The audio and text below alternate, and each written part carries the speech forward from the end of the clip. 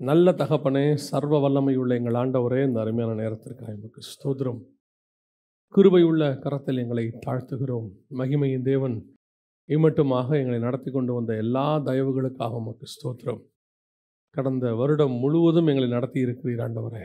365 நாட்கள் நடத்தி இருக்கிறீர் ஆண்டவரே. எத்தனையோ மேடு பள்ளங்கள், ஏற்ற இறக்கங்கள் இருந்தாலும் தகப்பன் தன் பிள்ளையை சுமப்பது போல் எங்களை சுமந்து கொண்டு வந்துட்டீங்க அப்பா. புதிய வருடத்துக்குள் நுழையும்படி கர்த்தர் எங்களுக்கு கிருபை தந்திருக்கிறீங்க. தேவனாகிய கர்த்தர் நீர் செய்த நன்மைகளுக்கு நாங்கள் எண்ணத்தை செலுத்துவோம். ரட்சிப்பின் பாத்திரத்தை கையில் எடுத்துக்கொண்டு உம்மை தொழுது கொள்வோம் என்று சங்கீதக்காரன் சொல்லுகிறது போல, நீர் செய்த நன்மைகளுக்கு நாங்கள் எண்ணத்தை செலுத்த முடியும் ஆண்டவரே. பிரதிபலன் எதிர்பார்க்காமல் நீர் நன்மைகளை செய்திருக்கிறீர் ஆண்டவரே. எங்களிடத்திலிருந்து எதையும் எதிர்பார்க்காமல் செஞ்சிருக்கிறீங்கப்பா. கர்த்தர் எங்களோடு கூட பேசுவீராக, இடைபடுவீராக, உம்முடைய வார்த்தைகளை அனுப்புவீராக ஆண்டவரே. மகிமையுள்ள கரத்தில் எங்களை தாழ்த்துகிறோம் எங்கள் ஆண்டவர் இயேசு கிறிஸ்துவின் நாமத்தில் பிதாவே. அல்லேலூயா. ரோமர்கள் நிருபம் 4ஆம் அதிகாரம் 20 முதல் 23 வசனம் சொல்லுகிறது, தேவனுடைய வாக்குத்தத்தத்தை குறித்து அவன் அவிசுவாசமாய் சந்தேகப்படாமல் தேவன் வாக்குத்தத்தம் பண்ணினதை நிறைவேற்ற வல்லவராய் இருக்கிறார் என்று முழு நிச்சயமாய் நம்பி தேவனை மகிமைப்படுத்தி விசுவாசத்தில் வல்லவனானான். அது அவனுக்கு நீதியாய் எண்ணப்பட்டது. அவனுக்காக மாத்திரமல்ல, நமக்காகவும் எழுதப்பட்டிருக்கிறது. அதனால் கர்த்தர் நமக்கு வாக்குத்தத்தம் பண்ணியிருக்கிறார். வாக்குத்தத்தம் என்பது உண்மை. வாக்குத்தத்தம் தான் நம்மளை வாழ வைக்கிது. பல நேரங்களிலே சில சூழ்நிலைகள் கடந்து வரும்போது அந்த வசனம் நமக்கு கொடுக்கப்படுகிற வார்த்தை நம்மை பலப்படுத்துகிறது. அதை பிடித்து கொண்டு ஓடுவதற்கு நமக்கு அது உதவி செய்கிறது. ஒரு பிடிப்புமே இருக்காது. எப்படி செய்யலாம், என்ன பண்ணலாம் அப்படின்னு ஒன்றுமே தெரியாது. அந்த நேரத்தில் கர்த்தர் கொடுக்குற ஒரு வார்த்தை நமக்கு ஒரு ஹோப், ஒரு விசுவாசத்தை உண்டாக்கும். அது தொடர்ந்து நமக்கு ஓடுவதற்கு அதுதான் பயன்படுகிறது. அல்லேலூயா. எந்த வாக்குத்தத்தமாக இருக்கட்டும், அது இப்போ பண்ணதாக இருக்கட்டும், முன்னாடி பண்ணதாக இருக்கட்டும், அல்லது நீங்கள் ஆண்டவரை ஏற்றுக்கொண்ட போது பண்ணதாக இருக்கட்டும், அல்லது எந்த ஒரு சூழ்நிலையிலே உங்களுக்கு தேவன் வாக்குத்தத்தம் பண்ணதாக இருக்கட்டும், அந்த வாக்குத்தத்தத்தை குறித்து தான் நாம் இன்றைக்கி பார்க்க போகிறோம். அது உங்களுக்கு பண்ணதை வச்சுக்கோங்க, அந்த வாக்குத்தத்தத்தை நீங்கள் வச்சுக்கோங்க. அது அடிப்படையில் தான் நாம் இன்றைக்கி பார்க்க போகிறோம். வசனம் சொல்லுது, தேவனுடைய வாக்குத்தத்தத்தை குறித்து அவன் அவிசுவாசமாக இராமல். எந்த வாக்குத்தத்தத்தை குறித்து, ஆபிரகாமை குறித்து பார்க்கும்பொழுது அங்கே வசனம் கீழே சொல்லுது, ஆகையால் அது அவனுக்கு நீதியாக எண்ணப்பட்டது. இது எதை குறித்து, எந்த இடத்துல இது வருது அப்படின்னு பார்த்தீங்கன்னா, ஆதியாகமத்தின் புஸ்தகம் 15ஆம் அதிகாரம் 5வது வசனத்தை வாசிங்க. அவர் அவனை வெளியே அழைத்து, நீ வானத்தை அண்ணாந்து பார், நட்சத்திரங்களை எண்ண உன்னாலே கூடுமானால் அவைகளை எண்ணு என்று சொல்லி, பின்பு அவனை நோக்கி, உன் சந்ததி இவ்வண்ணமாயிருக்கும் என்றார். அப்போ எந்த இடத்த பற்றி இந்த வசனம் சொல்லுது அப்படின்னு கேட்டிங்கன்னு சொன்னால், நீங்கள் ரோமர் 4 வாசிச்சிங்களே, அது எதை குறித்து சொல்லப்பட்டிருக்கு அப்படின்னா, ஆதியாகமத்தின் புஸ்தகம் 15ஆம் அதிகாரத்தில் சொல்லப்பட்டதான விஷயத்தை தான் அங்கே அவர் சொல்லுகிறார். அவன் வாக்குத்தத்தத்தை குறித்து அவிசுவாசமாக இராமல் அப்படின்னு வசனம் சொல்லிட்டு, அது அவனுக்கு நீதியாக எண்ணப்பட்டது. எங்கே இந்த நீதியாக எண்ணப்பட்டதுங்கிறது வருதுன்னா, ஆதியாகமம் 15:5 வருது. அந்த 15:5 நீங்கள் வாசிக்க ஆரம்பிக்கும் போது வசனம் சொல்லுது, அவர் அவனை வெளியே அழைத்து, வானத்தை அண்ணாந்து பார், நட்சத்திரங்களை எண்ணக்கூடுமானால் அவைகளை எண்ணு என்று சொல்லி. இப்போது வானத்தை அண்ணாந்து பார்த்தா நட்சத்திரம் எண்ண முடியுமானா, இன்றைக்கும் நம்ம சொல்லிடுவோம் எண்ண முடியாது. இன்றைக்கும் நம்ம என்ன செய்ய முடியாது, எண்ண முடியாது. கர்த்தரோட ஐக்கியமாக இருக்கிற ஒரு மனுஷன், கர்த்தரை பற்றி நல்லா தெரிஞ்ச ஒரு மனுஷன், அவனை வெளியே அழைத்து வானத்தை அண்ணாந்து பாரு அப்படின்னு சொன்னோன்னு பார்க்குறான். நட்சத்திரத்தை எண்ண முடியுமா, முடியாது. இந்த மாதிரி உன்னை மாத்திரேன்னு சொன்னால், இப்போது இந்த இடத்துல அவன் விசுவாசித்தான் என்பதுக்கு முதலாவது ஒரு சுவாரஸ்யம் இருக்குது. என்ன அப்படின்னு கேட்டிங்கன்னா, அதில் வாசிங்க 12வது வசனத்தை வாசிங்க. சூரியன் அஸ்தமிக்கும் போது அப்படின்னா என்ன அர்த்தம்? இதுக்கு முன்னாடி கர்த்தர் ஆபிரகாம்கிட்ட பேசினது எல்லாமே பகலில். 5வது வசனத்திலிருந்து கர்த்தர் அவனை நோக்கி, நான் இந்த தேசத்தை அவனுக்கு தருவேன் எப்படின்னு அவன் கேட்ட உடனே 9ஆம் வசனத்தில் 3 வயது கிடாரி, 3 வயது வெள்ளாட்டு, 3 வயது ஆட்டுக்கடா, ஒரு காட்டுப்புறா, ஒரு புறா குஞ்சு என்னிடத்தில் கொண்டு வா. இது சாதாரண விஷயம் இல்லை. ஏன்னு சொன்னால், உடனே அவன் எல்லாத்தையும் அந்த இடத்துல வச்சுக்கிட்டு உட்காந்துடல, உடனே கொண்டு போய் கொடுக்கறதுக்கு. ஒவ்வொன்றையும் பார்த்து பிடிக்கணும். 3 வயசாக இருக்கணும், 3 வயது வெள்ளாடு, 3 வயது ஆட்டுக்கடா, இது எல்லாத்தையும் வயசு பார்த்து பிடிக்கணும். எல்லாத்தையும் கொண்டு வரான். கொண்டு வந்து அவைகளை வெட்டி துண்டு துண்டாக்கி பலிபீடத்து மேல் வச்சு எல்லாம் பண்ணும்போது சூரியன் அஸ்தமிக்குது. அப்படின்னா என்ன அர்த்தம்? ஆபிரகாம்கிட்ட கர்த்தர் வெளியே அழைத்து வானத்தை அண்ணாந்து பார்ன்னு சொன்னது பகலில். ஆண்டவர் சொன்னது எப்போ? பகலில். இப்போ சொல்கிறாரு, வானத்தை அண்ணாந்து பார், நட்சத்திரங்களை எண்ண முடியுமானா, இப்போ நட்சத்திரத்தை எண்ண முடியாதுங்கிறது 2வது, நட்சத்திரமே தெரியாது என்பது தான் ஃபஸ்ட்டு. அவன் கண்ணுக்கு முன்னாடி என்ன தெரியாது? நட்சத்திரம் தெரியாது. விசுவாச பிரமாணம் என்றால் என்ன? நம்பப்படல் மேல் உறுதியும் காணப்படாத மேல் நிச்சயம். இப்போ வானத்தை வெளியே வா, அண்ணாந்து பார்ன்னு சொல்லும்போது அவன் கண்களுக்கு நட்சத்திரமே தெரியாது. ஆனால் அவனுக்கு ஒரு விசுவாசம் உண்டு, அங்கே நட்சத்திரம் இருக்கிறது. நான் நம்புகிறேன், நம்பப்படல் மேல் உறுதி, காணப்படாத மேல் நிச்சயம். இதுக்கு 2வது பாயிண்ட் தான், இந்த மாதிரி உன் சந்ததி மாறும். இப்போ அவனுடைய விசுவாசம் எங்கே ஆரம்பிக்குதுன்னு கேட்டிங்கன்னா, நட்சத்திரத்தை என் கண்கள் பார்க்கவில்லை, ஆனால் அங்கே இருக்கிறதுன்றது எனக்கு தெரியும். அதே மாதிரி தான் கர்த்தர் கொடுத்த வாக்கு தத்தத்தை நான் இன்னும் சுதந்திரிக்கவில்லை, ஆனால் அது நடக்கும் என்பது எனக்கு தெரியும். இதுதான் விசுவாசத்தினுடைய ஆரம்பம். கர்த்தர் உங்களுக்கு கொடுத்திருக்கிறதான எந்த வாக்கு தத்தமாக இருக்கட்டும், அதனுடைய முதல் படி என்ன? இப்போ வசனம் சொல்லுது, ரோமர் 4:20 வாசிங்க பார்ப்போம். தேவனுடைய வாக்கு தத்தத்தை குறித்து அவன் அவிசுவாசமாய் சந்தேகப்படாமல். அவனுக்கு அவிசுவாசமே வரல. எது குறித்து? உன் சந்ததி வானத்து நட்சத்திரத்தை போல இருக்கும் அப்படின்னதுக்கு வசனம் சொல்லுது, அவனுடைய சரீரம் செத்து போனதையும் சாராளுடைய கர்ப்பம் செத்து போனதையும் அவன் எண்ணாதிருந்தான். இதை பற்றிலாம் எனக்கு ஒரு கவலை கிடையாதுங்க. அது என்ன வேணால் ஆக்கிட்டு போட்டோம். ஆனால் எனக்கு ஒன்று தெரியும், வாக்கு தத்தம் பண்ணினவர் உண்மை உள்ளவர். அவர் சொன்னது நடக்கும். இப்போ என் கண்கள் பார்க்கலைங்கிறது ஒரு விஷயம். நட்சத்திரத்தை என் கண்கள் என்ன செய்யலை? பார்க்கலை. ஆனால் இருக்குன்னு நான் விசுவாசிக்கிறேன். இது ஃபஸ்ட் பாயிண்ட்.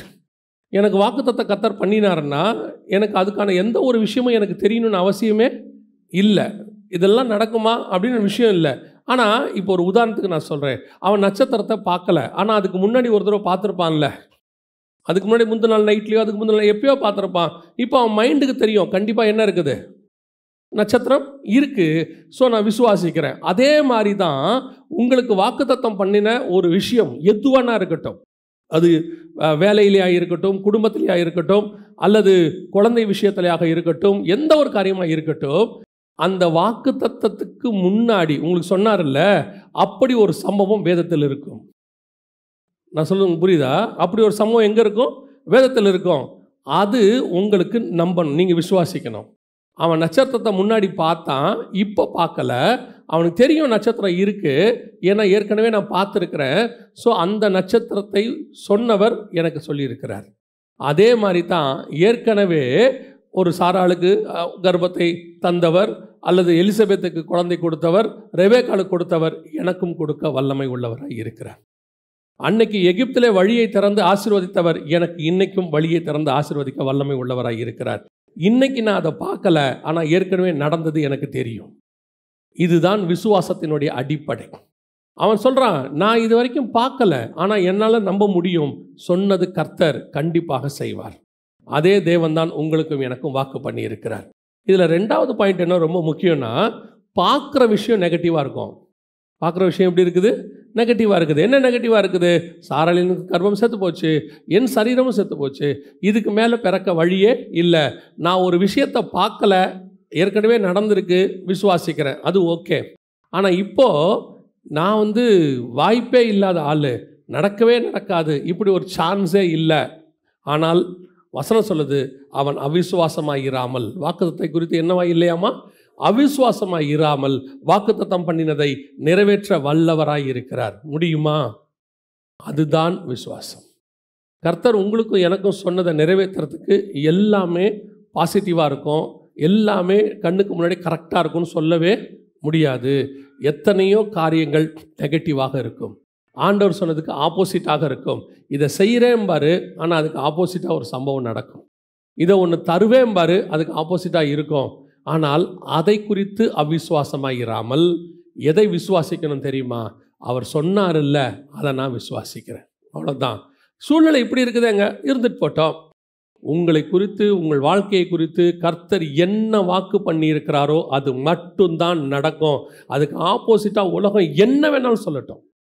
டாக்டர் சொல்லட்டும், அவ்வளோதான், உள்ளே வச்சாச்சு, பெட்டியில் முடிச்சாச்சு, உனக்கு குழந்தை பிறக்காது, உன் லைஃப் முடிஞ்சிருச்சு, இதோட 0 பண்ணியாச்சு, இதுக்கப்புறம் ஒன்றுமே இல்லை சொல்லட்டும். நான் எப்பவும் சொல்லுவேன், அவங்க சொல்லட்டும். அப்படி அவங்க சொன்னால் மட்டும்தான் அந்த வாக்குத்தத்தம் எவ்வளோ வல்லமை உள்ளது என்பதை நாம் புரிந்து கொள்ள முடியும். சரீரம் சாகாமல் ஆபிரகாமுக்கு குழந்தை பிறந்திருந்தா அது நார்மல் குழந்தை. சரீரம் செத்த பிறகு பிறந்துச்சு பாருங்க, அது வாக்குத்தத்தத்தின் குழந்தை, அது வார்த்தையின் வல்லமையில் பிறந்த குழந்தை. எல்லாரும் விதை விதைச்சி அந்த விதை முளைச்சிருந்தா அது சாதாரண விதை. பஞ்ச காலத்தில் ஒருத்தருக்குமே முளைக்காத போது 100% ஈசாக்குக்கு விளைச்சது பார்த்தீங்களா? அதுதான் வாக்கு தத்தத்தின் விளைச்சல், ஆசீர்வாதத்தின் விளைச்சல். பல நேரங்களில் உங்களுக்கு பண்ணப்படுகிற வாக்கு தத்தங்கள் பெருசாக கூட இருக்கும். நம்போதுக்கு ஏது இல்லாத இருக்கும். கர்த்தர் சொல்கிறத அக்செப்டே பண்ண முடியாமல் இருக்கும். கர்த்தர் நமக்கு பண்ணுகிற வாக்கு தத்தம் அந்த நேரத்திற்கு நிறைவேற்றுவதற்கு விசுவாசத்திற்கு ஏதுவாக இருக்காது. கண்டிப்பாக இருக்காது. 100% ஆப்போசிட்டாகத்தான் இருக்கும். என்ன வேணால் சொல்லட்டும், ஒரு நாளும் கர்த்தர் வாக்கு தத்தம் பண்ணினதை கைவிடுகிறதே இல்லை. ஆனால் நாம் மட்டும் அவிசுவாசமாக இருக்கக்கூடாது. அந்த ஒரு அவிசுவாசம் வந்துடக்கூடாது. நடக்குமா நடக்காதா வாய்ப்பு இல்லையா? பாருங்கள், ஆபிரகாமுக்கு ஆண்டவர் இப்படி பண்ணியிருக்கிறாரு.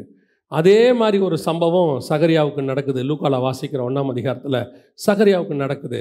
நடக்கும்போது சகரியா கிட்டேயும் அந்த வார்த்தையை சொல்கிறாரு, எலிசபெத் குழந்தை பெறுவாங்க. இப்போது நியாயமாக பார்த்தா அவன் ஆசாரியன், அவன் தான் ஜனங்களுக்கே இந்த விசுவாச வார்த்தையை பேசணும்.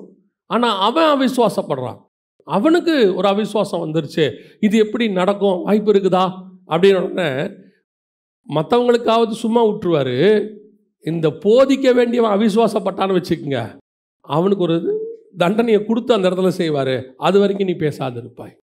நீங்களும் நானும் அவிசுவாசப்படுவதற்காக அழைக்கப்படவில்லை. விசுவாச புஸ்தகத்தை கையில் வச்சுருக்கிறோம். விசுவாசத்தினால் முழுவதும் நிறைஞ்ச புக்கு இது.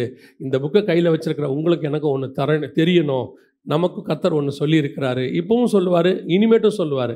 நான் எப்போவுமே ஒன்று விசுவாசிக்கிறேன், நாம் கர்த்தர் வரும் அளவும் இந்த விசுவாசம்தான் நம்மை கொண்டு போய் அங்கே சேர்க்க போகிறது. அதனால தான் அவர் சொல்கிறார், விசுவாசத்தை துவக்கினவரும் முடிக்கிறவரும் மனுஷகுமாரன் வரும்போது விசுவாசத்தை காண்பாரோ. அப்போது வாக்குத்தத்தம் பண்ணினதை நாம் சுதந்திரிக்கணும்னா முதலாவதாக நாம் காணாதவைகளை காண்கிறவர்களாக இருக்கணும். ஆண்டவர் சொன்னது நம்ம கண்ணுக்கு தெரியாவிட்டாலும் என்ன செய்யணும், அதை காண்கிறவர்களாக இருக்கணும். ரெண்டாவது, காண்கிற விஷயம் நெகட்டிவாக இருந்தாலும் விசுவாசிக்கணும். இதான் 2 முக்கியமான காரியம். ரெண்டாவது வாக்குத்தத்தத்தை ஆபிரகாமுக்கு கர்த்தர் பண்ணுகிறார். என்ன செய்கிறார் வாசிங்க. எபிரேயர் நிருபம் 11ஆம் அதிகாரம் 9வது வசனத்தை வாசிங்க. விசுவாசத்தினாலே அவன் வாக்குத்தத்தம் பண்ணப்பட்ட தேசத்திலே பரதேசியை போல சஞ்சரித்து உடன் சுதந்திரராகிய ஈசாக்கோடும் யாக்கோபோடும். ரெண்டாவது வாக்குத்தத்தம் என்ன, அவனுக்கு வாக்குத்தத்தம் பண்ணப்பட்டது பைபிளில் பார்த்தா 2 காரியமாக இருக்குது. ஒன்று சந்ததியை தருவேன், இன்னொன்று தேசத்தை சுதந்தரிப்பேன். இப்போ இந்த தேசத்தை சுதந்தரிப்பேன் என்பது என்னது அப்படின்னு பார்த்தீங்கன்னு சொன்னால், அவன் ஏற்கனவே வாக்குத்தத்தம் பண்ணப்பட்ட தேசத்துக்கு வந்துட்டார். ஆபிரகாம் எங்கே வந்துட்டார், வாக்குத்தத்தம் பண்ணப்பட்ட தேசத்துக்கு வந்துட்டார். அந்த வசனம் சொல்லுது வாக்குத்தத்தம் பண்ணப்பட்ட தேசத்தில் அப்படின்னு தான் இருக்குது. அப்படின்னா அவனுக்கு வாக்குத்தத்தம் பண்ணது என்னவாயிருச்சு, வந்துருச்சு. இப்போது கர்த்தர் சொன்ன வாக்குத்தத்தம் நிறைவேறிடுச்சு அப்படின்னு நம்ம எடுத்துக்கலாமா அப்படின்னு பார்த்தா இல்லை. 13வது வசனம் வாசிங்க. வாக்குத்தத்தம் பண்ணப்பட்டதை அடையாமல் அப்படின்னா அவர் வாக்குத்தத்தம் பண்ணது இந்த தேசத்தை அல்ல, இதிலும் மேலான பரம தேசத்தையே வாக்கு பண்ணினார்னு அங்கே இருக்கு. அப்போ அந்த வசனம் என்ன சொல்லுது, உலக பிரகாரமாக வாக்குத்தத்தம் பண்ண ஒரு தேசம் இருக்குது, அதை நான் கொடுத்துட்டேன். அதே நேரத்தில் உனக்கு இதை விட ஸ்பிரிச்சுவலான ஒன்று கொடுத்துருக்கேன், அதை சுதந்திரிக்கும்படி தான் நான் உன்னை அழைத்தேன். அப்போ வாக்குத்தத்தம் பண்ணினதனுடைய மிக முக்கியமான விஷயம் என்ன, வசனம் சொல்லுது. அந்த வசனத்தில் வாக்குத்தத்தம் பண்ணப்பட்டவைகளை அடையாமல் அந்த வாக்குத்தத்தம் பண்ணப்பட்ட தேசத்தில் அவன் இருக்கிறான். ஏற்கனவே ஒரு வாக்குத்தத்தம் பண்ணப்பட்ட தேசத்துக்கு அவர் வந்துட்டாலும் வசனம் சொல்லுது அந்த வாக்குத்தத்தத்தை இன்னும் அவர் சுதந்திரிக்கவில்லை. அப்படின்னா இந்த உலக பிரகாரமான வாக்குத்தத்தங்கள் நிறைவேறுவது நமக்கு பெரிய விஷயமே இல்லை. கர்த்தருக்கு இது ரொம்ப சர்வசாதாரணம். நம்ம இதுதான் ரொம்ப பெருசாக தெரியுது நமக்கு. நம்மளை பொறுத்த வரைக்கும் இந்த உலகத்தில் எனக்கு தெரிஞ்சு மிஞ்சி போச்சுன்னா ஒரு 4 முக்கியமான பெரிய விஷயம் இருக்கும். என்ன இருக்கும், ஒன்று நல்ல வேலை கிடைக்கணும்னு இருக்கும். ஆமாம் தானே, நம்மளை பொறுத்த வரைக்கும் அதானே, நல்ல வேலை கிடைக்கும். அது கிடைச்ச உடனே அந்த வேலையில் அப்படியே ப்ரொமோஷன், அப்படியே நல்ல சம்பளம், அப்படியே போகணும். ரெண்டாவது என்ன இருக்கும், கல்யாணம் பண்ணணும்னு இருக்கும். மூணாவது, கல்யாணம் பண்ண பிறகு நம்ம என்ன கேட்க போகிறோம், ஒரு வீடு வேணும்னு கேட்க போகிறோம் இல்லையா. கடைசியாக என்ன கேட்க போகிறோம், நல்லபடியாக சாவணும்னு கேட்க போகிறோம். இதான் நம்ம லைஃப்பில் மொத்தமே 4, எக்ஸ்ட்ரீமாக 4. இது ஒவ்வொரு நாட்டுக்கு கொஞ்சம் வேறுபடும். இவ்வளோ தானா மொத்த லைஃபு, இதுதான் வாக்குத்தத்தமா, இவளுக்கு தான் கர்த்தர் நம்மளை கூப்பிட்டாரா, நல்ல வேலை, நல்ல வீடு, நல்ல குடும்பம், நல்ல மரணம், இதை தவிர்த்து வேறு என்ன இருக்குது அப்படின்னு கேட்டால் எக்ஸ்ட்ரீமாக இவ்வளோ தான் இருக்குது. யாரை வேணால் எடுத்துக்கோங்க, இந்த 4க்குள்ளே தான் இருப்பாங்க. இந்த 4உடைய செக்ஷன் ஏபிசியாக இருக்கும். உள்ளுக்குள்ளே நல்ல வேலைக்குள்ளே வேலை நல்லா ஆசீர்வதிக்கப்படணும், இன்னொரு பிரான்ச் ஆரம்பிக்கணும், இன்னும் கொஞ்சம் சம்பளம் வரணும், இன்னும் ஒரு ப்ரொமோஷன் வரணும், இது உள்ளே இருக்கும். நல்ல குடும்பமாக இருக்கும், ஒரு கணவன் மனைவி, அப்புறம் நல்ல குழந்தை, அப்புறம் பேரன் பேத்தி, இதுக்குள்ளே ஏதாவது இருக்கும், இந்த செக்ஷனுக்குள்ளே இருக்கும். அப்புறம் பார்த்திங்கன்னா வீடாக இருக்கும், சொத்து, ஏதாவது வீடு வேணும், கார் வேணும், இது வேணும்னு இருக்கும். கடைசியாக பார்த்திங்கன்னா 60 வயசுக்கு மேலே வேறு ஒன்றுமே வேண்டாம், நல்ல சாவு வரணும். நம்ம இந்த 4க்குள்ளே தான் இருக்கோம் நம்ம லைஃப், இதை தாண்டி வேறு ஒன்றுமே இல்லை. அப்போ கர்த்தர் வாக்கு பண்ணது இதுக்காக மட்டும்தானா, இவ்வளோதானா மொத்தமே அப்படின்னா, இது எல்லாத்துக்கும் ஒரு ஸ்பிரிச்சுவல் வேர்ஷன் இருக்குது. ஆபிரகாமுக்கு பிள்ளையே வாக்கு பண்ணினார், அந்த பிள்ளை அல்ல, அந்த பிள்ளை கிறிஸ்துவே. நம்ம ஈசாக்கா அவர் பார்த்துக்கிட்டு இருக்கிறாரு, ஆனால் ஸ்பிரிச்சுவல் வேர்ஷன் என்ன? கிறிஸ்து. அதே மாதிரி தேசத்தை சுதந்தரிப்பார், அவர் தேசத்தின இந்த தேசத்தை அல்ல, புரிஞ்சிருச்சு அவனுக்கு. கானானுக்கு வந்துட்டார், வாக்குத்தத்தம் பண்ணப்பட்ட தேசத்துக்கு வந்துட்டார். அங்கே அவர் சொல்கிறாரு, அதை அல்ல, அதிலும் மேன்மையான பரமதேசம், அதுக்கு தான் அவர் காத்திருந்தார். அப்படின்னா வாக்குத்தத்தம் பண்ணால் முதல்ல அந்த வாக்குத்தத்தை சுதந்தரிக்கிறதுக்கு நம்ம என்ன செய்யணுமா, காத்திருக்கிறவர்களாக இருக்கணும். அது உலக பிரகாரமாக சரி, ஸ்பிரிச்சுவலும் சரி. கர்த்தர் உங்களுக்கு ஒரு வாக்கு பண்ணுறாரா, அந்த வாக்கு தத்தத்துக்கு யூ மஸ்ட் வெயிட். ஒரு டைம் ஃபேக்டர் இருக்குது, அதுக்கு என்ன இருக்குது, ஒரு குறிப்பிட்ட காலகட்டம் இருக்குது. அந்த காலகட்டத்தில் தான் அது நிறைவேறும். நம்மளை பொறுத்த வரைக்கும் 2025 நீ வாலாகாமல் தலையாவேன்னா 2025 வாலாகாமல் தலையாயிரணும்னு நினைப்போம். ஆமாம் தானே? ஏன்னா 2025 வாக்குத்தத்தம் நம்ம நினச்சிக்கிறோம். இல்லை, கர்த்தர் ஒன்று வாக்கு பண்ணினால் அது நடப்பதற்கு ஒரு நேரம் இருக்குது, ஒரு காலகட்டம் வச்சிருக்கிறார். நிறைவேற்றுகிற வரைக்கும் அவர் தூங்க மாட்டார். நிறைவேற்ற என்ன செய்ய மாட்டார்? அந்த ரூத்து போவா சம்பத்தில் ஒரு வார்த்தை சொல்லுவாங்க இல்லையா, அந்த மனுஷன் தான் சொன்னதை செய்ய மட்டும் என்ன செய்ய மாட்டான், இளைப்பாறவே மாட்டான். அவ்வளோதான், ரூத்து தூங்கிடுவாங்க, கேட்டு வந்து அந்தமா தூங்கிடும். சொன்னவர் தூங்குறதில்ல, வாக்கு தத்தம் பண்ணினவர் அதை நிறைவேற்றுகிற வரைக்கும் அவர் உறங்க மாட்டார். அப்போ உங்களுக்கு தெரியணும், கர்த்தர் ஒன்று சொல்லிட்டாரா, அதை நான் வர்ற வரைக்கும் நான் காத்திருக்கிறேன், அவ்வளோதான், ஜஸ்ட் வெயிட். ஆனால் இன்றைக்கி நமக்கு அது காத்திருக்கிற அனுபவம் இல்லை. நம்ம நடுவில் என்ன பண்ணுவோம் தெரியுமா, நம்மளாக ஏதாவது அந்த வாக்குத்தத்தை நிறைவேற்றுறதுக்கு என்ன செய்வோம், நம்மளாலான முயற்சிகளை செய்வோம். ஆண்டவர் சொல்வார், நீ கொஞ்சம் சும்மா இருந்தீன்னா போதும், நான் செஞ்சுருவேன்.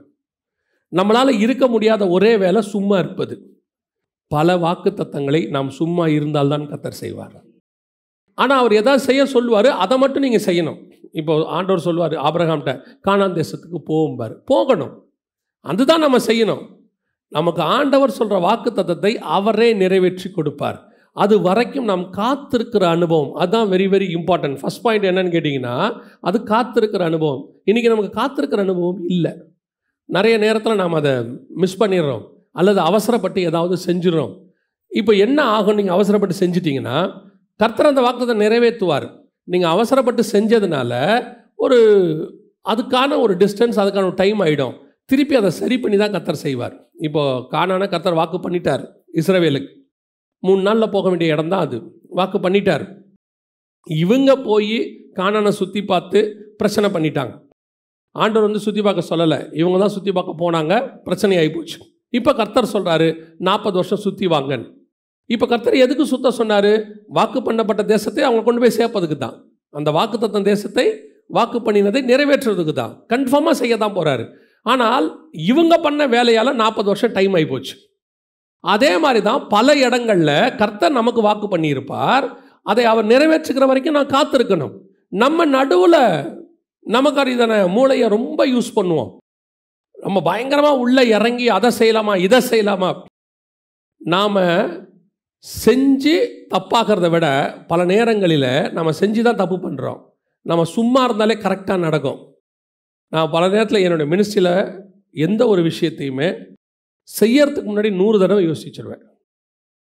2-3 தடவை கூட ஆண்டவர்கிட்ட கேட்பேன், அதை பற்றி நான் கவலைப்படவே மாட்டேன். எனக்கு ஆண்டவர் சொல்லி கொடுத்துருக்கிறார், நீ கன்ஃபார்ம் எத்தனை வேணால் பண்ணிக்கோ, பனி பெய்யுமா, தோல் மேலே மட்டும் பெய்யக்கூடாது, அப்புறம் தோல் மேலே மட்டும் பெய்யணும், என்ன வேணால் அடையாளம் கேட்டுக்கோ, ஆனால் ஆரம்பித்த பிறகு நிறுத்த மாட்டோம், கன்ஃபார்ம் ஆயிடுச்சுன்னா. ஆனால் ஆரம்பிக்கிறதுக்கு முன்னாடி நீங்கள் பல தடவை யோசிச்சுக்கணும். சில நேரத்தில் நாம் அதை செய்ய மாட்டேங்கிறோம்.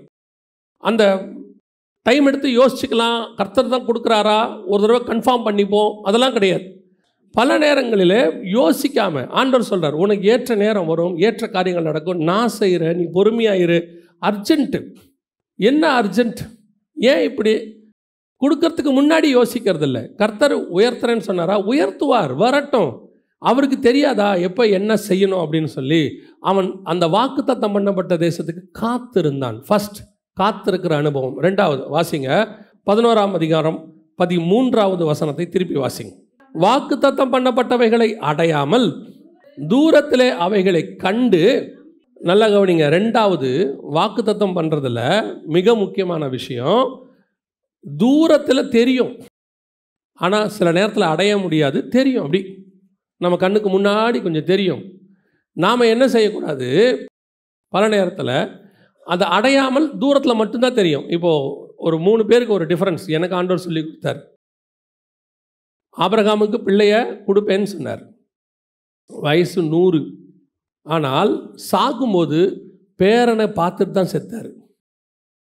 அவர் சாகும்போது 175 வயசு, அவருக்கு 100 வயசில் ஈசாக்கு கல்யாணம் ஆகும்போது 40 வயசு, ஈசாக்குக்கு ஏசாவும் யாக்கோவும் பிறக்கும்போது 60 வயசு. பார்த்தீங்கன்னா ஒரு யாக்கோபோட ஒரு 15 வருஷம் அவர் வாழ்ந்துட்டார். ஆனால் குழந்தை பிறக்க வழியே இல்லை, ஒரு பிள்ளை கூட பார்க்க வாய்ப்பு இல்லைன்ற சிச்சுவேஷனில் இருந்தவர் பேரப்பிள்ளையை பார்க்குற வரைக்கும் நடந்துருச்சு. ஆனால் ஈசாக்கு நீதிமான். ஆனால் பார்த்தீங்கன்னா தாம் பசங்களையே அவரால் பார்க்க முடியல, 2 பேருமே அவரால் என்ன செய்யலை, பார்க்க முடியல. அதுக்கப்புறம் பேரப்பிள்ளைகள்லாம் அவர் பார்க்கவே இல்லை, அவர் கண்கள் எதையுமே பார்க்கலை. இது 2வது. 3வது, இதுதான் ரொம்ப முக்கியம், அவனை போல ஒருத்தன் பூமியில் இல்லவே இல்லையாமா, மோசே மாதிரி ஆண்டவரோட முகமுகமாக தரிசித்தவனா. ஆனால் இவன் அதை சோந்தரிக்கவும் இல்லை, அதை சோந்தரிக்காமல் இருக்கவும் இல்லை. 2த்துக்கு நடுவில் பிஸ்காவின் கொடுமுடியில் ஏறு, அவைகளை காண்பாய், சோந்தரிக்க மாட்டாய். இந்த 3 வகையான ஆசீர்வாதம் இருக்குது. அதில் ஒன்று என்னன்னா, தூரத்தில் அவைகளை கண்டு, தூரத்தில் பார்க்க முடியும், அந்த ஆசீர்வாதம் தெரியும் ஒரு இடத்துல, அது வரைக்கும் நீங்கள் காத்திருக்கணும். அது வரைக்கும் அடையாமல் இருக்கும், வராத மாதிரி இருக்கும், டைம் ஆகும். காத்திருக்கிற நேரத்தில் நீங்கள் காத்திருக்கிற அந்த காலகட்டத்தில் ஒரு நாள் தூரத்தில் அது தெரியும். 1 ராஜாக்களின் புஸ்தகம் 18ஆம் அதிகாரம் 41வது வசனம் வாசி. பின்பு எலியா ஆகாபை நோக்கி, நீ இப்போ போஜனமானம் பண்ணும். எலியாவுக்கு என்ன கேட்டுருச்சு, பெருமழையின் இரைச்சல் கேட்டுருச்சு. 3.5 வருஷம் கழிச்சு பெரிய மழை பெய்கிற சவுண்டு ஒன்று கேட்குது. அவர் சொல்கிறார், பெருமழையின் இரைச்சல் கேட்டது, ஆனால் இன்னும் அவர் கண்கள் அதை காணவில்லை. கர்த்தர் வாக்கு பண்ணிட்டார், 3.5 வருஷம் கழிச்சு பனியும் மழையும் பெய்யும்னு சொல்லிட்டார். இப்போ அவருக்கு கேட்கவும் தொடங்கிருச்சு. ஜோம் பண்ணுறாரு, முழங்கால் படிக்கிட்டு அவர் முகம் குப்புற விழுந்து ஜோம் பண்ணுறாரு, காதில் கேட்டுருச்சு. ஆனால் 43வது வசனம், தன் ஊழியக்காரனை நோக்கி, நீ போய்ச் சமுத்திர முகமாய்ப் பார் என்றான். அவன் போய் பார்த்து, ஒன்றுமில்லை என்றான். நீ இன்னும் 7 தரம் போய்ப்பார் என்றான். இப்போ இவருக்கு கேட்டுருச்சு, கான்ஃபிடென்ட்டாக ப்ராஃபஸியும் சொல்லிட்டார். ஆகா நீங்கள் போங்க, மழை வருது, சீக்கிரம் போங்க, பெருமழையின் இரைச்சல் கேட்குது சொல்லிட்டு வேலைக்காரங்கிட்ட சொல்கிறாரு, நீ போய் பாரு, என்ன நடக்குது போய் பாரு அப்படின்னா அவன் சொல்கிறான், ஒன்றும் இல்லை, அப்படியே தான் இருக்குது. இதுதான் நம்முடைய அடுத்த ஸ்டேஜ், செகண்ட் ஸ்டேஜ். தூரத்தில் கண்டுன்றதுல அந்த ஸ்டேஜுக்கு முன்னாடி இடம் இதுதான். கர்த்தர் வாக்கு பண்ணார், அதை நமக்கு கான்ஃபிடென்ட்டாக தெரியுது.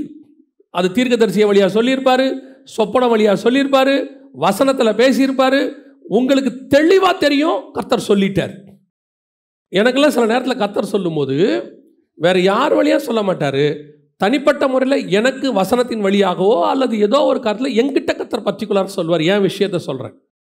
ஆனால் ஒருத்தனை கூப்பிட்டு போய் பாருன்னு சொன்னால் அங்கே என்ன செய்வார், ஒன்றும் இல்லை, எல்லாம் அப்படியே தான் இருக்குது, பிளாங்காக இருக்குது. ஏன்னா என் காதில் ஒரு சத்தம் கேட்குதேப்பா, உனக்கு கேட்குதியா, இங்கே இல்லை. இந்த சிச்சுவேஷன் ஒன்று வரும். 2வது, எல்லாம் ஓகே, ஸ்பிரிச்சுவலி நல்லா இருப்போம், ஸ்ட்ராங்காக இருப்போம், வாக்கு தத்தம் ஆண்டவர் சொல்கிறாரு. நீங்கள் சர்ச்சை முடிச்சுட்டு போகும்போது பர்டிகுலராக உங்களுக்கு தான் சொல்லியிருப்பார், உங்களுக்குள்ள ஆவியில் ஒரு பலன் வந்திருக்கும், எல்லாம் கரெக்ட், மாற்று கருத்தே இல்லை, கர்த்தர் சொன்னது தான். ஆனால் வெளியே போனால் ஒன்றும் இருக்காது, அப்படியே ஜீரோவாக இருக்கும். இப்போ நமக்கு இன்னும் சந்தேகம் வரும், என்னையா அது, ஆண்டவர் சொன்னார், சத்தம் கேட்குது, ஒன்றுத்தையுமே காணுமே. இப்போ எலியாவை சொல்கிறாரு, அடுத்து நீ இன்னும் 7 தரம் போய் பார் என்றான். 7ஆம் தரம் இவன், இதோ சமுத்திரத்திலிருந்து ஒரு மனுஷனுடைய உள்ளங்கை அத்தனை சிறிய மேகம் எழும்புகிறது என்றான். இப்போ பாருங்க, சொன்னது கர்த்தர், பார்க்க சொன்ன போது கிடைக்கல, இன்னும் 7 தரம் போய் பாரு. 7வது தடவை இப்போவும் பெருமழை இல்லை, இப்போவும் பெரிய காரியம் நடக்கலை. ஆனால் ஒன்று நடக்குது, உள்ளங்கை அளவு மேகம் ஒன்று வருது. இந்த மாதிரியும் வாக்கு தத்தத்தை கர்த்தர் நிறைவேற்ற வல்லமை உள்ளவராக இருக்கிறார். முதல்ல உள்ள நிறைவேற்ற மெத்தட் வேற, இது செகண்ட் மெத்தட். இது என்ன தெரியுமா? நீங்கள் வாக்கு தத்தம் கண்டிப்பாக சுதந்திருப்பீங்க. கர்த்தர் சொல்லிட்டாரு, காது கேட்டுருச்சு, ஆனால் கண்ணு பார்க்காது நடக்காதுன்னு நம்ம நினச்சிட்டு இருப்போம். சின்ன விஷயம் ஒன்று நடக்கும், ஒரு சின்ன விஷயம். அந்த ஒரு சின்ன விஷயம் போதும் கர்த்தர் சொன்ன பெரிய வாக்கு தத்தத்தை நிறைவேற்றுவதற்கு. அதான் ரொம்ப முக்கியம். அதைத்தான் விசுவாசிக்கணும். இப்போ கையளவு மேகம்னு ஒன்று, உள்ளங்கை அளவு மேகம்னா யார் நம்புவா? யோசித்து பாருங்க. இப்போது நமக்கெல்லாம் மேகம் திரண்டு வந்து இருட்டிக்கிட்டு இருக்க, நல்லா மழை பெய்யும் நினச்சி நீங்கள் இருக்கிற துணியை மொத்தத்தையும் கொண்டு வந்து வீட்டுக்குள்ளே போட்டுருவீங்க. போட்டு வெளியே போனால் வெயில் அடிக்கும். ஆனால் எலியா சொல்கிறாரு, உள்ளங்கை மேகம்தான் தெரியுது, வந்துருச்சுரா மழைன்ட்டார். பல நேரத்தில் கர்த்தர் சொல்லக்கூடிய பெரிய வாக்கு தத்தத்துக்கு சின்ன காரியத்தை கொண்டு கர்த்தர் செய்ய வல்லமை உள்ளவராக இருக்கிறார். எனக்கு ஆண்டவர் சொல்லி கொடுத்தது எப்பவுமே ஒன்று தான், ஒரே ஒரு விஷயந்தான். எவ்வளோ பெரிய வீடாக இருக்கட்டும், சாவி சின்னது தான். எந்த பெரிய அரண்மனையாக கூட இருக்கட்டும், அதுக்கு கதவு போட்டு சாவி போட்டால் சாவி எப்படி இருக்கும்? பெரிய வீடுங்கிறதுனால சாவி வீட்டை விட பெருசாக இருக்கவே இருக்காது. அதே மாதிரி தான் பெரிய வாக்குத்தத்தமாக இருக்கும். அதை திறக்கிற ஆசீர்வாதத்தை திறக்கிறது ஒரு சின்ன விஷயமாகத்தான் இருக்கும். அந்த சின்ன விஷயத்துக்கு நம்ம வெயிட் பண்ணணும், அவ்வளோதான். கர்த்தர் எப்போவுமே கொஞ்சத்தில் உண்மையாக இருந்தால்தான் அநேகத்தில் அதிபதியாய் வைப்பார். சின்ன காரியம் நடக்கும்போது அந்த வாக்குத்தத்தத்தை நீங்கள் நம்பணும். நம்ம எப்பவுமே எப்படி தெரியுமா யோசிப்போம்? ஆண்டவர் பெரிய விஷயம் சொன்னார், இது என்னமோ இது நடந்துக்கிட்டு இருக்குது, அதில் சின்சியராக இருக்க மாட்டோம். சின்ன விஷயத்தில் எவ்வளோ உண்மையாக இருக்கிறோம். நம்மக்கிட்ட ஆண்டவர் ஒரு காரியத்தை கொடுக்குறாருன்னா அந்த கொடுக்குற காரியத்தை யாருக்காக நீங்கள் பண்ணுறீங்கன்றது ரொம்ப முக்கியம். அவர் பார்க்கல, இவர் பார்க்கல, அவருக்கு தெரியாது, இவரை நம்ம ஏமாற்றிடலாம், நீங்கள் ஏமாற்றிடலாம், உங்களுடைய மேலே இருக்கிறவரை நீங்கள் ஏமாற்றிடலாம், அவருக்கு தெரியாமல். சில ஆட்கள்லாம் பார்த்தீங்கன்னா ஆள் வந்தவுடனே வேலை செய்வான், அவனை மாதிரி பரபரப்பாக வேலை செய்யவே முடியாது. பார்த்துருக்கீங்களா? அவன் பார்க்கும்போது என்னமா வேலை செய்கிறான், சுற்றி இருக்கிறவன் அவனை அப்போ ஆச்சரியமாக பார்ப்பாங்க. இவன் சும்மா தானே இருந்தான் இவ்வளோ நேரம், திடீர்னு இறங்கி இப்படி வேலை செய்கிறானே. இவன் பாஸ்டருக்காக வேலை செய்கிறவன், ஆள் வந்தோடனே வேலை செய்கிறவன். ஒரு சிலர்லாம் இருப்பாங்க, யாருக்காகவும் செய்ய மாட்டாங்க, அதை கர்த்தருக்காக மட்டும் செய்வாங்க. அது செய்கிற சின்ன வேலையோ பெரிய வேலையோ அது வேறு விஷயம். ஆனால் பரலோகம் அதை பார்த்து கொண்டே இருக்கும். எல்லாரும் வீட்டுக்கு போயிட்டாங்களாமா, யோசுவா மட்டும் வாசலில் உட்காந்துருந்தானாமா. எல்லாரும் போயிட்டாங்களாமா, அவன் மட்டும் மலைக்கு மேலே மோசேக்கு பின்னாடியே போனானாமா. ஒரு நாள் வந்தது, கர்த்தர் யாரை செலக்ட் பண்ணார்? யோசுவாவை தான் செலக்ட் பண்ணார். என்னடா குவாலிஃபிகேஷன்? யோசுவாவுக்கு மட்டும் என்ன ஸ்பெஷல் அங்கே சொல்லவே மாட்டார். உன் ஸ்தானத்தில் யோசுவாவை அபிஷேகம் பண்ணும்பார். என்ன காரணம்? வேறு ஒன்றுமே கிடையாது. அவன் எந்த ஒரு காரியத்துக்காகவும் சரி தன்னுடைய சின்சியரிட்டி விட்டு கொடுத்ததே இல்லை. அவன் பெஸ்ட் டிசைபிள். எவன் நல்ல சீஷனாக இருக்கிறானோ அவன் தான் நல்ல லீடராக மாற முடியும். அந்த கொடுக்குற காரியம் தான், சின்ன விஷயந்தான், அது பெரிய விஷயமா கூட இருக்கட்டும். கொடுக்குற விஷயத்தில் உண்மை, கொஞ்சம் உள்ளங்கை அளவு மேகம், அதை நீங்கள் விசுவாசிக்க தொடங்குங்க, அதை நம்புங்க. பெரிய மழை வரப்போதுன்னு சொல்லுங்க. வாக்கு தத்தத்தை அவர் நிறைவேற்ற வல்லமை உள்ளவராக இருக்கிறார். அல்லேலூயா. மூணாவது கடைசியாக 11:39 வாசிங்க. இவர்கள் எல்லாரும் விசுவாசத்தினாலே நற்சாட்சி பெற்றும் வாக்குத்தத்தம் பண்ணப்பட்டதை அடையாமற் போனார்கள். இதுவரைக்கும் ஒரு நம்பிக்கை இருந்துச்சு, கண்டிப்பாக என்ன செய்யும், கிடைக்கும்னு ஒரு நம்பிக்கை இருந்துச்சு. அதுக்கு காத்திருந்த நியாயம். அதை தூரத்தில் கண்டு நம்பி அணைச்சோம், அது கூட நியாயம்.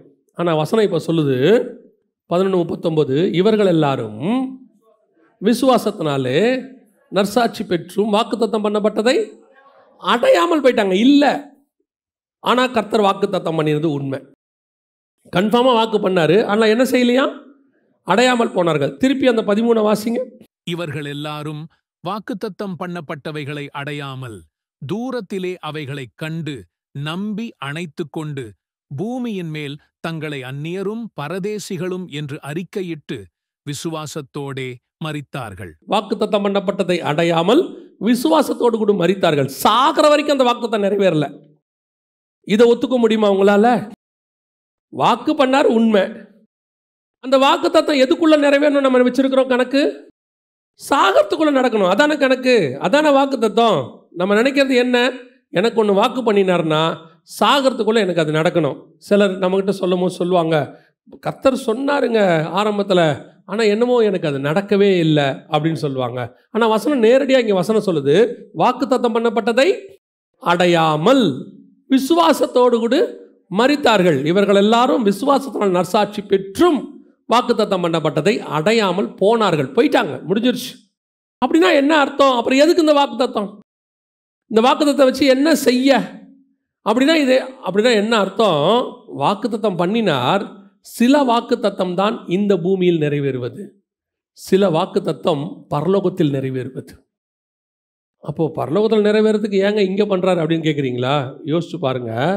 பூமியில் கிடைக்கிறத இங்கே கொடுக்கறது நியாயம், பரலோகத்தில் கிடைக்கிறத இங்கேயே நமக்கு சொல்கிறது எவ்வளோ பெரிய ஆசீர்வாதம். நான் சொல்கிறது உங்களுக்கு புரியுதா? இப்போது கானானுக்கு போய் அதை பார்க்குறதுங்கிறது ஒரு ஆசீர்வாதம். கானானுக்கு போகிறதுக்கு முன்னாடியே அங்கே இருக்கிறத விசுவாசத்தில் பார்க்குறதுங்கிறது ஒரு ஆசீர்வாதம். இப்போ மோசே சொல்கிறாரு உபாகமத்தின் புஸ்தகத்தில், நான் போய் அந்த நல்ல தேசத்தையும் அந்த நல்ல மலையையும் லீபனோனையும் பார்க்கும்படியாக. அப்போ நல்லா கவனிங்க, அந்த நல்ல மலைன்னு இருக்குல்ல, அது மோசே கர்த்தரை சந்திக்கிற மலை. எங்கே இருக்குது? இஸ்ரவேலுக்குள்ளே இருக்கு. அந்த மலையை இப்போவே பார்க்கணும் அவருக்கு ஒரு ஆசை இருக்குது. அது அந்த போகிறதுக்கு முன்னாடி இங்கேவே. ஆனால் வாக்குத்தத்தம் தான், நீ கர்த்தரை அதில் சந்திப்ப, நீ அவரை பார்ப்பீங்க, எல்லாம் வாக்குத்தத்தம் தான். ஆனால் அவன் வாழ்க்கையில் அது நடக்கலை. அதே மாதிரி தான் பவுல் பரதீசிக்கு போகணும். போகிறதுக்கு முன்னாடி இங்கேயே போய் பார்த்துட்டாரு. இங்கே இருக்கும்போது அதை என்ன பண்ணிட்டாரு? பார்த்துட்டார், வாக்கு பண்ணியாச்சு. அவர் சொல்கிறார், எனக்கு ஒன்று நியமிக்கப்பட்டிருக்கிறது, அதை நான் வாஞ்சையாய் தொடருகிறேன். இதே மாதிரி தான் பழைய ஏற்பாட்டில் அவங்களுக்கு வாக்குத்தத்தம் பண்ணப்பட்டது. என்ன வாக்குத்தத்தம் பண்ணப்பட்டது? அஸ்திபாரம் உள்ள நகரம் அவர்களுக்கு வாக்குத்தத்தம் பண்ணப்பட்டது. அவங்களுக்கு பிள்ளை கொடுத்தாரு, தேசத்தை கொடுத்தாரு. இதெல்லாத்தையும் தாண்டி வசனம் சொல்லுது, ஸ்பிரிச்சுவலி உன்னதமான ஒரு ஆசீர்வாதம் உனக்கு வச்சிருக்கிறேன்ப்பா. என்ன தெரியுமா? அந்த ஆசீர்வாதம் பூமியில் நிறைவேறுகிறது அல்ல, பரலோகத்தில் நிறைவேறுவது. அதை நீ காண்பாய். பூமியில் அதை சுதந்திரிக்க மாட்ட, அதை பரலோகத்தில் தான் சுதந்திரிக்க முடியும். ஜீவனுள்ள ஒரு தேசம், பரலோகத்துக்கு உன்னை கொண்டு போவேன், அஸ்திவாரம் உள்ள நகரங்களுக்கு கொண்டு போவேன். இது ஒரு வாக்கு தத்தம் நமக்கு. நம்ம வாக்கு தத்தனால என்ன நினைக்கிறோம்? இங்கே நிறைவேறுது, பூமியில் நடக்கிறது, இங்கே நிறைவேறுது. ஆண்டவர் சொல்றாரு, இங்கே நடக்கிறது இருக்கு, ஆனால் அதையும் தாண்டி இன்னொன்று இருக்கு, பரலோகத்தில் நிறைவேறுகிற ஒரு ஆசீர்வாதம் இருக்கு. இப்போ ஆபிரகாமை பார்த்து சொன்னாரு, அவர் எதுக்கு காத்திருந்தாரா? அந்த வசனம் என்ன சொல்லுது? இவர்கள் எல்லாரும் வாக்குத்தத்தம் பண்ணப்பட்டவைகளை அடையாமல் தூரத்திலே அவைகளை கண்டு நம்பி அணைத்து கொண்டு பூமியின் மேல் தங்களை அந்நியரும் பரதேசிகளும் என்று அறிக்கையிட்டு விசுவாசத்தோடே மரித்தார்கள். இவங்க எல்லாரும் ஒரு விசுவாசத்தோட மரிச்சிருக்கிறாங்க. என்ன விசுவாசம்? கர்த்தர் சொல்லிட்டாரு, எனக்கு கிடைச்சிரும், வாக்குத்தத்தம் பண்ணப்பட்ட தேசத்துக்கு நான் போக போகிறேன், அஸ்திவாரம் உள்ள நகரங்களுக்கு நான் போக போகிறேன், தூரத்தில் பார்த்துட்டேன். அதாவது பவுல் சொல்கிற மாதிரி, எனக்கு ஒன்று நியமிக்கப்பட்டிருக்கிறது, பார்த்துட்டேன் விசுவாசத்தோடு. அதுக்காக அவர் என்ன பண்ணுறாரு? அந்நியரும் பரதேசியும். அந்நியர்னா யாரு? ஃபாரினர் மாதிரி இருக்கிறாராமா. எனக்கு இங்கே ஒன்றுமே இல்லைங்க. பரதேசினா என்ன? ஊர் ஊராக சுற்றுறவர், நாடோடி, அந்த மாதிரி இருக்கிறாராமா ஆபிரகாம். இத்தனைக்கும் செல்வ சீமான். ஆனால் பூமியில் இருக்கும்போது எப்படி இருக்கிறாராம்? அந்நியரும் பரதேசியுமா இருந்துக்கிட்டு எப்படியாவது அது கிடைக்கும். கடைசியில் அது கிடைக்கவே இல்லை. என்ன செய்யலை? கிடைக்கவே இல்லை. கிடைக்காம செத்து போயிட்டார். இப்போ ஆபிரகாம் என்ன செய்யணும்? இன்னும் இப்படி ஆகிப்போச்சு, வாழ்க்கை வீணாக போச்சு. சரி, ஆபிரகாம் தான் அப்படி, ஈசாக்கு என்ன பண்ணோம்? எங்கள் அப்பா தான் இப்படி சொல்லி திரிஞ்சார், அந்நியரும் பரதேசியமா இருந்துக்கிட்டு எங்களை ஒருன்னு அனுபவிக்க விடலை. எப்பவும் சொல்வார், இல்லைடா இந்த பூமி நமக்கு சொந்தம் இல்லை, இப்பூமி நமக்கு இல்லை, நாம் புதிய எருசலேமுக்கு காத்திருக்கிறோம். இப்படியே சொல்லி சொல்லி சொல்லி எங்கள் அப்பா எங்களை ஒன்றுமே பார்க்க விடாமல் பண்ணிட்டாரு. நியாயமாக ஈசாக்கு சொல்லியிருக்கணும், அவனும் சொல்லலை. சரி, ஈசாக்கு தான் அப்படியா? யாக்கோபு சொல்லியிருக்கணும், எங்கள் அப்பாவும் தாத்தாவும் சும்மா வேலை வெட்டி இல்லாமல் 200 வருஷமா 300 வருஷமா இதுதான் சொல்லி சொல்லி ஒன்றுமே இல்லை, சும்மா பொய்ங்க. அது வாக்குத்தத்தம் பண்ணப்பட்ட தேசம்னு ஒன்று கிடையாது, அதெல்லாம் சும்மா. ஆனால் வசனம் சொல்லுது, அவன் ஈசாக்கோடும் யாக்கோபோடும் கூடாரங்களில் குடியிருந்தான்.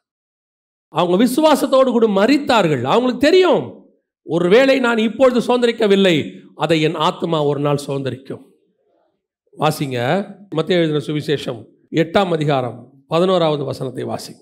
அநேகர் கிழக்கிலும் மேற்கிலும் இருந்து வந்து பரலோக ராஜ்யத்தில் யாரோட? ஆபிரகாம், ஈசாக்கு, யாக்கோபு என்பவர்களோடு கூட வாக்குத்தத்தம் நிறைவேறிடுச்சா? நிறைவேறிடுச்சா? சொன்னது கரெக்டாக வந்து சேர்ந்துருச்சா? இயேசு வந்து சொன்னார், அநேகர் யாரோட இருப்பாங்க? எந்த வாக்கு தத்தத்துக்கு விசுவாசத்தோடு கூட இங்கே காத்திருந்தானோ, எந்த வாக்கு தத்தத்துக்காக அந்நியரும் பரதேசியும் என்று அறிக்கையிட்டானோ, எந்த வாக்கு தத்தத்தை அவன் பார்க்காதபடிக்கு மரித்து போனானோ, அந்த வாக்கு தத்தம் பரலோக ராஜ்யத்தில் நிறைவேறிவிட்டது. அவன் அத்தனை பேரோடு கூட அந்த 3 பேரும் உட்கார்ந்து பந்தி இருக்கிறார்கள். இது கர்த்தர் நமக்கு கொடுக்கிற ஃபைனல் ஆசீர்வாதம். இந்த வாக்கு தத்தத்துக்கு தான் காத்திருக்கணும். ஒரு நாள் வரும், இந்த பூமியில எனக்குரியதை கர்த்தர் தந்துட்டே இருக்கிறாரு, மாற்று கருத்தே இல்லை. ஆனால் என்னுடைய வாக்குத்தத்தம் பண்ணப்பட்ட பூமி அங்கே ஒன்று இருக்கு, ஆசீர்வாதம் ஒன்று அங்கே இருக்கு, அதுக்கு நான் ஓடுவேன். இன்னொரு வசனம் இருக்கு, வாசிங்க. லூக்கா எழுதின சுவிசேஷம் 20ஆம் அதிகாரம் 37-38 வாசி. அன்றியும் மரித்தோர் எழுந்திருப்பார்கள் என்பதை மோசேயும் முட்செடியை பற்றிய வாசகத்தில் காண்பித்திருக்கிறார். எப்படியெனில், கர்த்தரை ஆபிரகாமின் தேவன் என்றும் ஈசாக்கின் தேவன் என்றும் யாக்கோபின் தேவன் என்றும் சொல்லியிருக்கிறார். அவர் மரித்தோரின் தேவனாயிராமல் ஜீவனுள்ளோரின் தேவனாயிருக்கிறார். எல்லாரும் அவருக்கு பிழைத்திருக்கிறார்களே என்றார். அவன் வாக்குத்தத்தம் பண்ணதோடு கூட மரிச்சான். அந்த வாக்குத்தத்தம் நிறைவேறல, ஆனால் உயிர்த்தெழுதலில் அவன் பங்கடைந்தான் என்று வேதம் சொல்லுது. வசனம் சொல்லுது, கர்த்தர் ஆபிரகாமின் தேவன் என்று ஈசாக்கின் தேவன் என்று யாக்கோபின் தேவன் என்று சொல்லி இருக்கிறார். அவர் மரித்தோரின் தேவனாய் இராமல் ஜீவனோரின் தேவனாய் இருக்கிறார். அவன் விசுவாசத்தோடு கூட மரித்தார்கள். வாக்குத்தத்தம் பண்ணப்பட்டதை அடையவில்லை. உண்மைதான், இயேசு வர வரைக்கும் அது நடக்காது. பரலோகத்துக்குள்ளே போக முடியாது. அந்த திரை சிலை கிழியாமல் உள்ளே பிரவேசிக்க முடியாது. இயேசு வந்தால் தான் அது நடக்கும். இயேசு வரத்துக்கு எவ்வளோ நாள் ஆகும்? 2000 வருஷம் ஆகும். ஆபிரகாமுக்கும் இயேசுக்கும் எவ்வளோ டிஃபரன்ஸு? 2000 வருஷம் டிஃபரன்ஸ். 2000 வருஷம் எங்கே பார்க்கணும்? மேல் பாதாளத்தில் இருக்கணும், வெயிட் பண்ணிகிட்டு இருக்கணும், காத்திருக்கணும். இப்போ நீங்கள் ஸ்பிரிச்சுவலாக இந்த 3 காரியத்தை யோசித்து பாருங்கள். அவன் மேல் பாதாளத்தில் 2000 வருஷம் என்ன பண்ணான்? காத்திருந்தான். 2வது, மேல் பாதாளத்தில் தூரத்தில் அவைகளை அவன் கண்டான். எதை கண்டிருப்பான்? நான் யோசித்தேன், இப்படின்னா அது நடந்திருக்க வாய்ப்பு இருக்குது. நானும் யோசித்தேன். இப்போ இயேசு கிறிஸ்து வந்துட்ட பிறகு அதுக்கு முன்னாடி யோவான் ஸ்நானகன் சிறைச்சேதம் பண்ணப்பட்டுட்டார். ஏரோது சிறைச்சேதம் பண்ணிட்டார். இப்போ யோவான் ஸ்நானகனும் எங்கே போயிருப்பார்? மேல் பாதாளத்துக்கு போயிருப்பார். ஆப்வியஸ்லி அப்படி தான் போயிருக்கணும். நியாயப்பிரமாணத்தின்படி பர்ஃபெக்டாக இருக்கிறவங்களாம் மேல் பாதாளத்துக்கு போனாங்க. மேல் பாதாளத்தில் ஆபிரகாமை கண்டிப்பாக பார்த்துருப்பார். வழியை ஆயத்தம் பண்ணவதானே இவர் வந்தார். அப்போ இவர் கீழே போய் என்ன சொல்லியிருப்பார்? இயேசு வந்துட்டார், மேசியா என்ன செஞ்சிட்டாரு? வந்துட்டார். நான் தான் ஞானசானம் கொடுத்தேன், ஆவியினாலும் அக்கினால் ஞானசானம் கொடுக்குறவரை பார்த்துட்டேன், அவர் வந்துட்டார். அவர் வந்துட்டாருன்னொன்னே இவனுக்கு எப்படி இருந்திருக்கும்? 2000 வருஷமாய் நான் காத்து கொண்டிருந்தேன், தூரத்தில் அவைகளை கண்டு நம்பி அணைத்து கொண்டு காத்திருந்தல் அவன் காத்திருக்குதல் முடிவடைகிறது. இயேசு மரிக்கிற அன்னைக்கு கல்லறைகள் திறந்தன, பரிசுத்தவான்கள் எழும்பினார்கள், அவர்கள் பரிசுத்த நகரத்தில் காணப்பட்டார்கள். அதனோட அர்த்தம் என்ன? வாக்கு தத்தம் பண்ணினார்னா நீங்கள் செத்தாலும் அது நடக்கும். அதை நிறைவேற்றாமல் போகவே மாட்டார். சிலது நீங்கள் இருக்கும்போது நிறைவேற வேண்டிய வாக்கு தத்தம், சிலது நீங்கள் போன பிறகு நடக்க வேண்டிய வாக்கு தத்தம். உங்கள் சந்ததியின் மேலே நிறைவேறும். அவர் ஆண்டவர் ஆபிரகாம் பண்ண வாக்கு தத்தம் கிறிஸ்துவில் நிறைவேறணும். அப்போ ஆபிரகாம் ஜீவனுள்ள போது, பூமியில் இருக்கும்போது அந்த வாக்கு தத்தம் நிறைவேறுச்சு. அதே நேரத்தில் கிறிஸ்து வரும்போது கொஞ்சம் நிறைவேறுச்சு. அது ஆபிரகாமுடைய மாம்ச கண்கள் பார்க்காது, ஆனால் அது காதுகள் கேட்கும். அவன் விசுவாசித்தான். அதே காரியத்தான் கர்த்தர் உங்களுக்கும் சொல்லுகிறார். கர்த்தர் வாக்குத்தத்தம் பண்ணினார், அது ஒரு நாள் நிச்சயம் நடக்கும். ஒருவேளை நீங்கள் இருக்கும்போது நடக்காது, உங்கள் பிள்ளைகள் வாழ்க்கையில் அது நடக்கும். உங்கள் பிள்ளைகள், உங்கள் சந்ததிகள் அதை பார்ப்பார்கள். வருகை தாமதித்தால் கர்த்தர் அதை நிறைவேற்றி கொடுக்க வல்லமை உள்ளவர். ஒன்று மட்டும் நிச்சயம், இங்கே நடக்காவிட்டாலும் பரலோகத்தில் நடக்கும். சிலர் சொல்கிறாங்க, ஆண்டவர் எனக்கு வாக்கு பண்ணியிருக்கிறாரு, அது நடக்காமல் எப்படி வருகை வரும்? ஆண்டவர் தான் எங்கிட்ட சொல்லியிருக்கிறாரு. ஆண்டவர் சொல்லியிருக்கிறாரு, அதை வருகைக்குள்ளாக நிறைவேற்றணும்னு அவர் உங்களுக்கு காலகட்டம்லாம் சொல்லலை. அதை ஸ்பிரிச்சுவலாகவும் நிறைவேற்ற வல்லமை உள்ளவராக இருக்கிறார். நீ வானத்து நட்சத்திரத்தை போல சந்ததியை பார்ப்பார்னா அவர் அப்படி பார்க்கல, பேரன வரைக்கும் தான் பார்த்தாரு. ஆனால் அந்த சந்ததி கிறிஸ்துவின் மூலமாக வானத்தின் நட்சத்திர சந்ததி உருவாயிருச்சு. நீ தேசத்தை சுதந்திரிக் கொள்வாய்னா அந்த தேசத்தை மட்டும் சொல்லலை, அஸ்திவாரம் உள்ள ஒரு தேசம் வருது, அதையும் ஒரு சுதந்திரிப்பார். கர்த்தர் சொன்னது அந்த காலகட்டத்தில் தான் நடக்கணும்னு அவசியம் இல்லை, உங்கள் காலகட்டத்துக்கு பிறகும் நடக்கும். அவர்களுக்கும் அது நிறைவேறும். உங்களுக்கு நிறைவேற வேண்டியது உங்கள் காலத்தில் நடக்கும், உங்கள் பிள்ளைகள் காலத்தில் நிறைவேற வேண்டியது அவர்கள் காலத்தில் நடக்கும். ஆனால் ஒன்று, அந்த வாக்கு தத்தத்தை வாங்க வேண்டியது மட்டும்தான் நம்ம வேலை. அல்லேலூயா. அது நடக்கிறதுக்கு காத்திருக்க வேண்டியது நம்முடைய வேலை, விசுவாசிக்க வேண்டியது நம்முடைய வேலை. அவ்வளோதான். நான் எப்பவும் ஒரு காரியம் சொல்கிறேன், சொல்லிட்டு முடிக்கிறேன், கவனிங்க. உங்கள் பிள்ளைகளுக்கு நீங்கள் என்ன வச்சுட்டு போகிறீங்களோ வச்சுட்டு போலியோ அது உங்களுடைய பலத்தை பொறுத்து. ஆனால் ஒன்று மட்டும் வச்சுட்டு போயிருங்க, முடிஞ்சா உங்கள் பிள்ளைகளுக்கு தேவையான வாக்கு தத்தத்தை கர்த்தர்கிட்டேருந்து வாங்கி வச்சுட்டு போயிருங்க. அது உங்கள் பிள்ளைகள் வாழ்க்கையில் கண்டிப்பாக நடக்கும். நான் எப்பவுமே என் பிள்ளைகிட்ட சொல்லுவேன், நான் என்ன வச்சுட்டு போகிறேன்னு தெரியாது, ஆனால் கிறிஸ்துவை நான் கொடுத்துட்டு போகிறேன், ஏசப்பாவை பிடிச்சிக்குங்க, அவர் முடிவு பரியந்தம் நடத்த வல்லமை உள்ளவராக இருக்கிறார். அல்லேலூயா. நாம் ஜெபிக்க போகிறோம். ஏந்திரிக்கலாமா நம்ம எல்லோரும்? Thank you Jesus. நன்றி ஆவியானவரே. ஆண்டவர் உங்களுக்கு எல்லாம் தேவ சமூகத்தில் கண்களை மூடி, ஆண்டவர் உங்களுக்கு நிறைய வாக்கு பண்ணியிருப்பார். வாக்குத்தத்தம் பண்ணாமல் நம்ம ஆவிக்குரிய வாழ்க்கை கிடையாது. நீங்கள் ரட்சிக்கப்பட்டதுக்கு முன்னாடி உங்களுக்கு சொல்லியிருந்து அதில் தான் நீங்கள் ரட்சிக்க கூட பட்டிருப்பீங்க. சில காரியங்களை உனக்கு செய்கிறேன், அப்படி பண்ணுறேன், அது ஆண்டவர் சொல்லியிருப்பார்.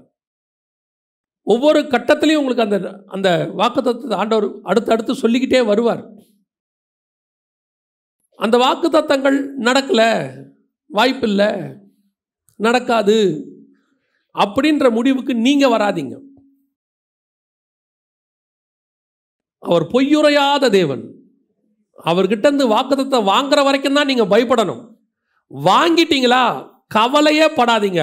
அந்த வாக்குத்தத்தத்தை அவர் நிறைவேற்ற வல்லமை உள்ளவர். அவர் எப்படி நிறைவேற்றிடுவார்? இப்போ நம்ம செய்ய வேண்டியது ஒன்றே ஒன்று தான், விசுவாசத்தோடு இருக்கணும், அவிசுவாசப்படாமல். அது நடக்குங்க. சொன்னவர் நிறைவேற்றி தீரும் அளவும் உறங்கவே மாட்டார். ஆனால் அது வரைக்கும் நீங்கள் நான் நிற்கணும், அவ்வளோதான். அவிசுவாசப்படாமல் நிற்கணும். ரெண்டாவது, காத்திருக்கணும், பொறுமை வேணும். சொன்ன உடனே செஞ்சிடணும், இம்மிடியேட்டாக. இன்னைக்கு நம்ம டேட் ஃபிக்ஸ் பண்ணக்கூடாது. சிலர்லாம் ஆண்டவருக்கு டேட் ஃபிக்ஸ் பண்ணுறாங்க. இந்த வாரத்துக்குள்ள, 40 நாளைக்குள்ள, 21 நாளைக்குள்ள நாம் யார் சர்வ வல்லமையுள்ள தேவனுக்கு டேட் ஃபிக்ஸ் பண்ணுறது? நாம் யார் சர்வ வல்லமையுள்ள தேவனுக்கு டார்கெட் வைக்கிறது? இதுக்குள்ளே பண்ணி முடிங்க அப்படின்னு சொல்கிறதுக்கு நாம் யார்? நாம் சிருஷ்டி, அவர் சிருஷ்டிகர். அவருக்கு தெரியும் எப்போ எதை செய்யணும்னு அவருக்கு தெரியும். செய்வார், கரெக்டாக செய்வார். நமக்கு என்ன, காத்திருக்கிறது மட்டும்தான் வேலை. பல நேரத்தில் நமக்கு அந்த பொறுமை இல்லை. ரெண்டாவது, மூணாவது, தூரத்தில் சில காரியங்கள் தெரிய ஆரம்பிக்கும், சின்னதாக தெரியும். அதை பார்த்த உடனே விசுவாசத்தோடு அவன் சொன்னான், பெரிய மழை வரப்போகுது, ஓடி போயிரு. சின்ன காரியத்தை வரும்போது ஒரு அசதி, ஒரு அசால்ட், என்னமோ சொன்னார் ஆண்டவர், என்னமோ நடக்குது. இல்லை, அந்த சின்ன காரியத்தை கொண்டு உங்கள் பெரிய வாக்குத்தத்தத்தை நிறைவேற்ற அவர் வல்லமை உள்ளவராக இருக்கிறார். கடைசியாய் உங்களுக்கு சொன்ன வாக்குத்தத்தம் ஒருவேளை நிறைவேறுகிறதை உங்கள் கண்கள் காணாமல் இருக்கும், ஆனால் வாக்குத்தத்தம் நிச்சயம் நடக்கும். அது உங்கள் பிள்ளைகள் மேலேயோ உங்கள் சந்ததிகள் மேலேயோ கர்த்தர் நிச்சயம் நிறைவேற்றுவார். ஆபிரகாமுக்கு சொன்னது இயேசு காலத்தில் நிறைவேறிடுச்சு. மோசேக்கு சொன்னது இயேசு காலத்தில் நிறைவேறுச்சு. அவர்கள் எல்லாரும் விசுவாசத்தோடு கூட மரித்தார்கள். ஒரு நாள் வந்தது, ஆபிரகாம், ஈசாக்கு, யாக்கோபு என்பவர்கள் பரலோகத்தில் எல்லோரோடு கூட பந்தி இருப்பார்கள். அந்த காரியத்தை சொன்ன தேவன் தான் நமக்கும் வாக்கு பண்ணியிருக்கிறார். இவ்வளோ காரியத்தை அவர் நமக்கும் நடத்த வல்லமை உள்ளவராக இருக்கிறார். ஒப்பு கொடுப்போமா தேவ சமூகத்தில்?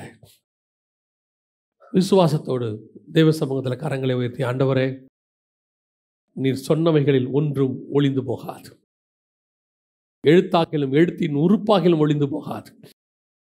வானமும் பூமியும் ஒளிந்தாலும் உடைய வார்த்தைகள் ஒளியாதுன்னு நாங்கள் வேதத்தில் வாசிக்கிறோம். எங்களுக்கு நீங்கள் தான்ப்பா சொல்லி இருக்கிறீங்க, நீங்கள் சொன்னது நிச்சயம் நடக்கும். ஆண்டவர் சொல்கிறாரு, சொன்ன காரியம் ரொம்ப பெருசு, உங்கள்கிட்ட சொன்னது ரொம்ப பெரிய காரியம், பயங்கரமான காரியம். நீ அவிசுவாசப்படாத.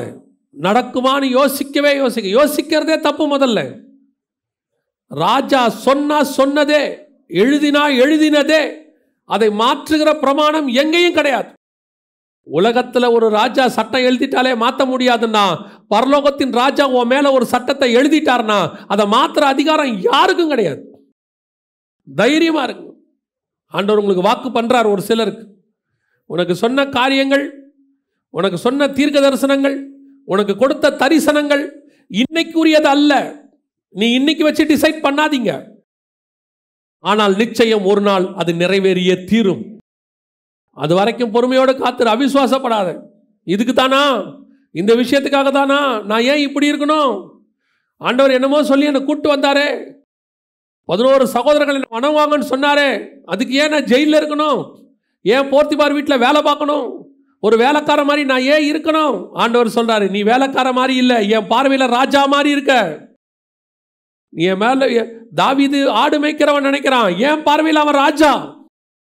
யோசேப்பு போர்த்திபார் வீட்டில் வேலைக்காரன், ஆனா என் பார்வையில் அவன் பிரதமர். அதே தேவன் தான் உனக்கும் சொல்றார். வாக்கு தத்தம் பண்ணின போதே உன்னை கர்த்தர் அபிஷேகம் பண்ணிட்டார்.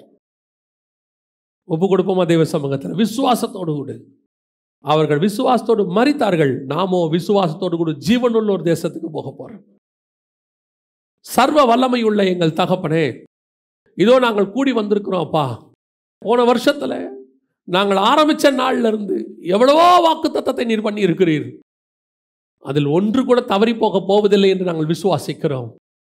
உங்க நாவல உங்க வாயிலிருந்து ஒரு வார்த்தை பிறந்துட்டா போதும் ஆண்டவரே, எங்களுக்கு அதை பிடிச்சுக்கிட்டு நாங்கள் முடிவு பரியந்தம் ஓடிடுவோம்ப்பா. சொன்னது கர்த்தர், அவ்வளோதான், எங்களுக்கு போதும் ஆண்டவரே.